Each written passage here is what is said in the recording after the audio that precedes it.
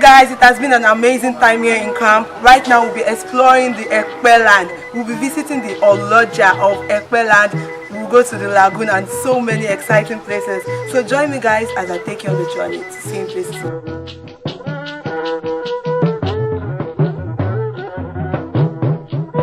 Yes, we're right here at the palace of the Oloja of Ekpe land. And this man has been known for many reputable work here in Ekpe, such as fighting against rape, domestic violence, child abuse and the like.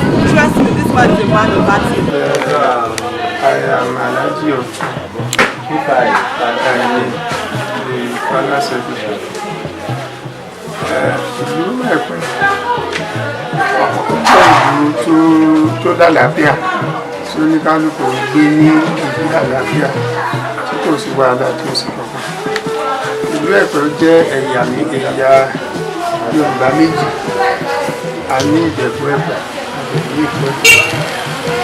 Láti ìgbà tí ọ̀rọ̀ àti já ìgbà ló ń gbé à ń fẹ́ ara wa tí ò sí wàhálà kankan nínú ẹ̀. Àwọn ló lè jẹ́ kókó iṣẹ́ tó jẹ́ gbòógì Ẹ̀pẹ́ òun ẹja pípa. Like I said, guys, we're right here at Oluwo Market, and the view from here is very, very beautiful. So, guys, join me inside.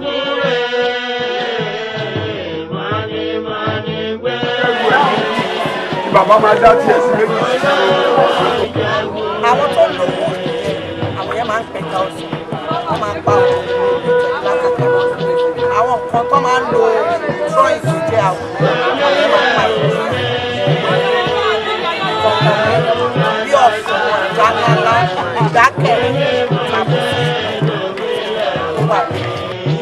water and the view is so nice. Guys, this is my first time on the side and I'm scared, I must say.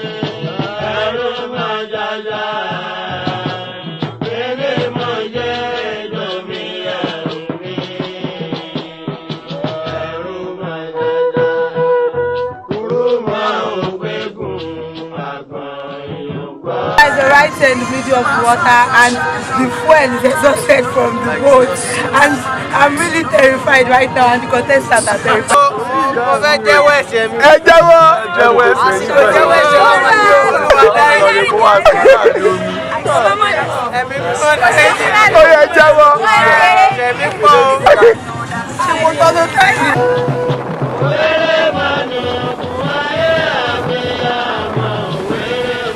Light is here to entertainment close to you.